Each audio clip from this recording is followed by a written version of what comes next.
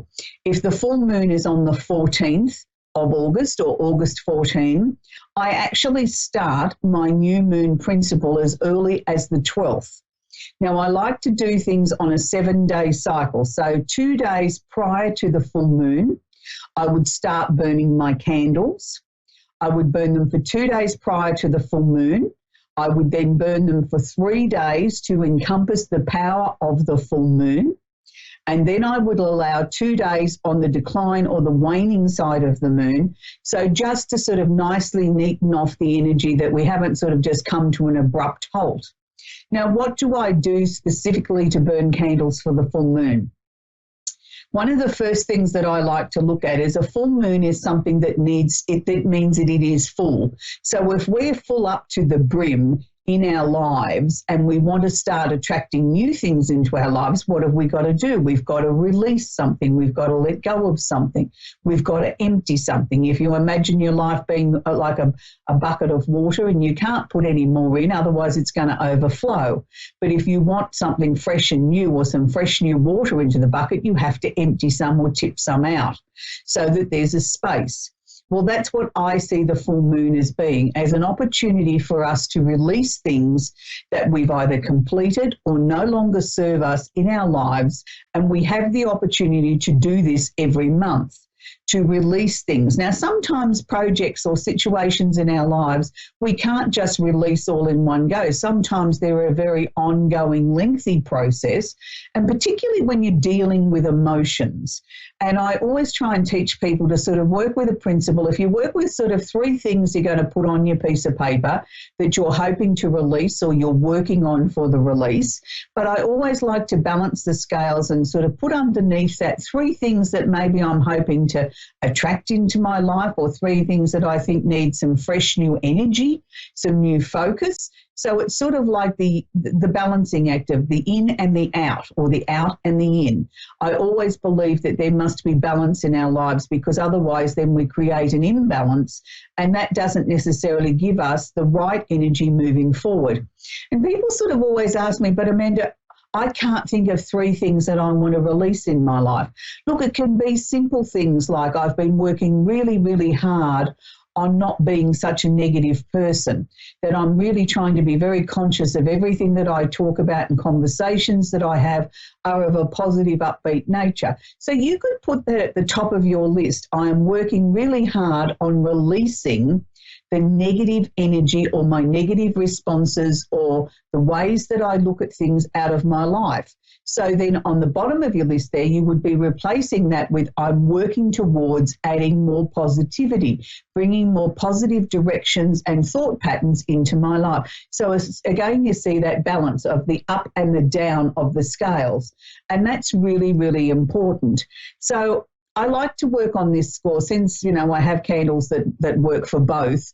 I like to work on sort of working with a full moon candle, and I also work with the candle of the energy of the moment. So this week I'm going to feature the full moon candle first and foremost. Now this is the full moon candle. Now with these extra large candles, they have 2 wicks, and I like to light 1 wick one day and 1 wick the next day. And as I've mentioned to you recently on the show, with the candle looking as if it's shrinking a little bit, that's just from the cold weather. And that's how you can tell something is a naturally hand-poured soy wax candle. If they start shrinking away from the glass container, you know that they are really a natural product. If they're a petrochemical candle, they don't have the same effect. So with the full moon candle, I like to light it, and I work with the energy of my 3 things that I've written on my piece of paper that I'm releasing, and the 3 things that I'm hoping to attract into my life on the same piece of paper. I would write 2 identical lists. And the reasons why I do that is because I like to put one list underneath my full moon candle. Now I read it out aloud as I'm writing the candle, putting the piece of paper that I've written my full moon requirements on. I put that underneath the candle on a coaster. Then I would light the candle from anywhere from 15 minutes to 2 hours per day. It doesn't need to be at exactly the same time every day, but I like to keep the momentum going of the 7 days, as I've previously explained to you, at my reasons why for that with the full moon. So that's the first candle that I would light. Then I would also light my Aquarian candle. because this month it's the new moon, the full moon in Aquarius, I beg your pardon. So again, same principles apply. Write your list, pop it underneath the candle, on the coaster, on the furniture, so that, because the glass containers do get hot. The soy wax doesn't get hot, but the glass container can get hot, and we don't want it to crack. And also you don't want to scorch your furniture. So that's a really important process to get into the habit of when you're working with candle energy. And please never leave a candle unattended. They are fire after all, and we don't want accidents to happen. For those of you that want to work with a smaller set that sort of say, look, I don't have a really big area to burn 2 extra large candles, you can buy one of these gift box sets where you can make it up with your own combination of what you're looking for out of the 28 candles in our range. This month, I've taken the 2 air sign candles, 2 Aquarian candles, and a full moon candle in the middle. But you can make it up with anything that you particularly like. So these candles will burn for about 15 hours, same principles apply. And for those of you that don't want to work with a candle but still want to work with the energy of the full moon or any particular candle, you can pick up a melt warmer at your local department store. Very inexpensive. These are electric. I take a teaspoon each of the waxes at the beginning of my full moon cycle. Pop it in my melt warmer. Each day I would then take another half a teaspoon and put it in the melt warmer. The advantage of a melt warmer is that, yes, you write out one list, you read it out aloud, you pop it under your melt warmer like you do your candle on the table. You can leave this going, and it's very safe to leave going because it can be going all day. So every time that you walk past it, whether you're at home or you've got it on the office desk at work, you can keep reaffirming your intention, purpose and direction of what you were burning your candles for, in this case, or having your melt warmer on. So that's just another way of working with candle magic. Now, as I said, this particular full moon is very powerful, but there's a number of things that have been happening astrologically and will continue to happen for a while now. But let's sort of start at the very beginning. This month, in the energy of Leo, we have the sun, obviously, because it's the sun in Leo's turn, conjunct or holding hands with Venus. Now, Venus is the planet of love and affection. So it's really the time when not just Leos, but every other star sign is looking to be heard, is looking for people to sort of admire them, pay them a compliment, say, wow, you look nice today, or gee, I like your earrings, or I like your hairdo, or gee, that's a nice suit, or whatever. We're all looking for that little bit of recognition. It's something that we can puff our chest out and say, wow, I'm really important. Everybody's taking notice of me, and we like that as individuals. And don't tell me you don't, because we all do like praise, no matter who we are. Now, very widely or very loosely, it's holding hands with the planet of Mars as well. Now, Mars is the planet of action, direction, energy, things like that. So there's quite a lot of fiery, sort of outspoken sort of energy that is actually sort of happening in the sign of Leo at the moment. So if you can imagine that Leo energy of craving and needing attention is almost magnified at the moment, and everybody's running around the globe trying to be the person that's in the limelight, somebody that's getting the most attention, and that can sometimes upset other people or put people on, you know, a watch situation where they think you're getting more attention than them, so they try and outdo you in some sort of way. So this can bring about not necessarily positive reactions or people behaving in a positive manner all the time. So we have to make a few allowances for that. Now, that's the first part. Then, you know, we've got the full moon in the opposite sign of Aquarius. So it's like this push-pull situation of people sort of trying to get their message across, and the Aquarian energy is about intellect and ideas and trying to find a different way of bringing something to the attention of the public. And it's sort of like almost in a sense a detached sort of energy. So it's sort of almost like the opposite energy of what the Leo energy is, where look at me, where the Aquarian energy is saying, look, you know, I appreciate you want to look at me, but just keep your distance. You know, like I've got a lot of things that I'm sorting out in my mind. So it's a very powerful time this year. But also we've just had the completion of Jupiter, the planet of opportunity and expansion, has just finished its retrograde or going backwards energy for the last 4 months, and it's sitting in Sagittarius. So now we should start to feel a little bit more relaxed in some of the things that we've been trying to get off the ground, or maybe give them a push start, or sort of, bring about things or opportunities into our lives. We sort of feel like now we've got a little bit of renewed enthusiasm. Things are going to start to sort of move forward. And yes, they probably will. But I just want to err on the side of caution, because not only with this tremendous push for sort of excitement and feeling very buoyant and sort of saying, well, it's ready, it's all systems go, let's move forward now. We have another planet has just gone retrograde, which is also one of the outer planets, which is called Uranus, and we quite often talk about that here on the show.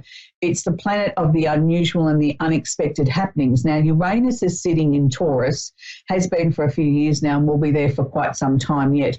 But this retrograde phase for Uranus will go through until January 2020. So that's a 5-month long transit where Uranus is actually seen to be going backwards in the universe. Now, what does this mean for us lay people? What it means around the world, we're going to see some very strong changes connected with money, finances, and how we look at the things that are important to us in our lives. Now, this can be on a very personal level. It could be that you're reorganizing your finances. You're looking at different ways. Money mightn't be as important to you as it once was, where, you were working yourself fingers to the bone, where you think, well, what's that getting me other than I can buy these wonderful things in life? Do they really make me happy, or is it time to pull back a little bit and spend some quality time with the people that I love, and that's more important to me? So there'll be a number of people looking at things like that.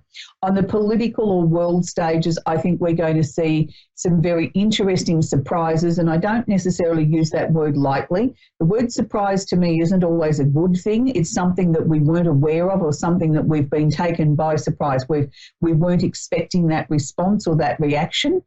It's going to be very tricky over these few months as we see things play out on political world stages. No matter where you are around the world, things are changing. Whether we voted for them or not, they are changing, and it's a very uncertain period of time.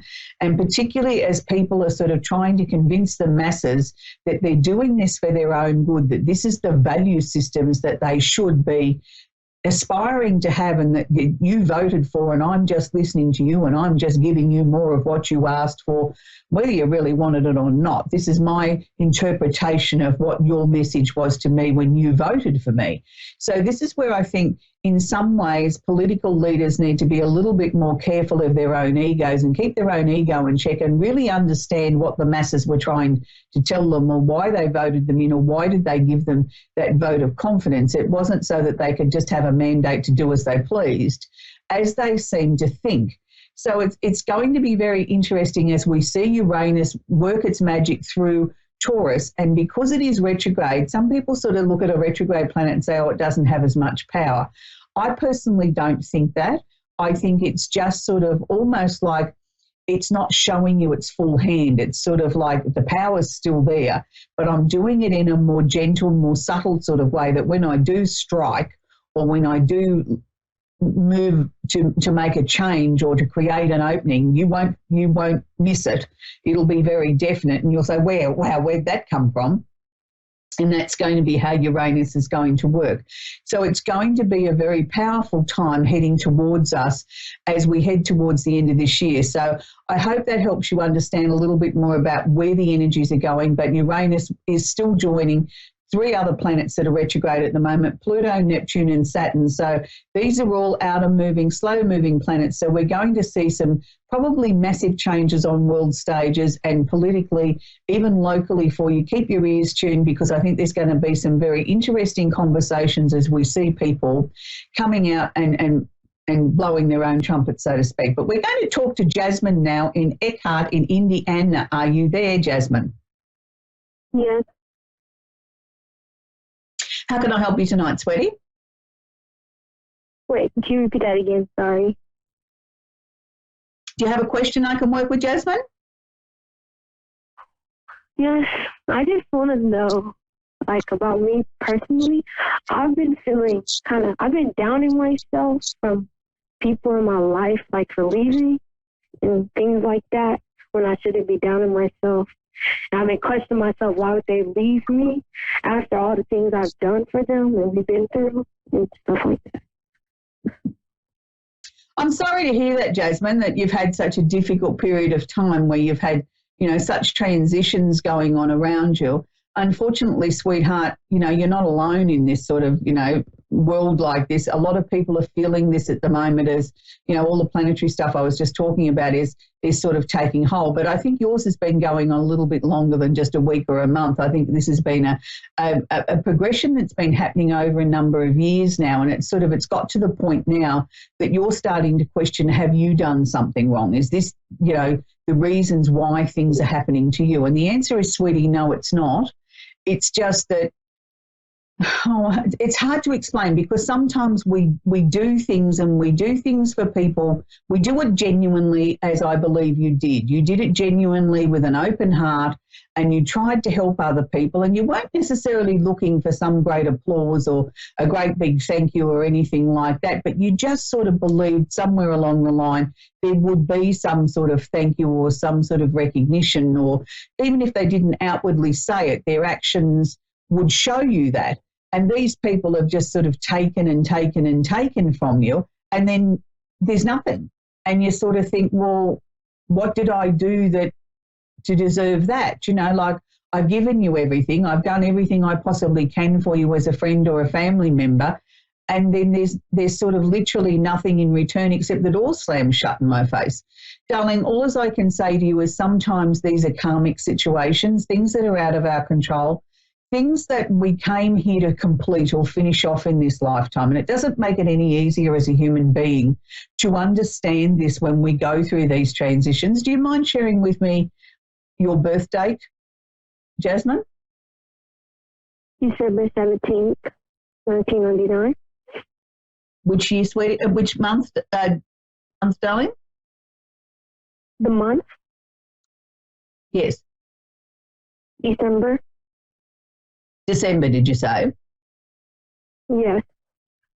Okay. So you're a Sagittarian. That's really interesting because this was supposed to be the really lucky year for Sagittarians, and being a fellow Sag like you, I can understand the transitions that you're going through, because it's also, I think, even though it's supposed to have been an incredibly lucky year and a year of opportunity and things like that for Saggies, I've worked with many this year that have told me very similar stories to what you're going through, that they feel this real isolation, they feel this real time of abandonment, that, the things that they thought were important and the people that they tried to help, and then all of a sudden they feel like they're on this deserted island by themselves.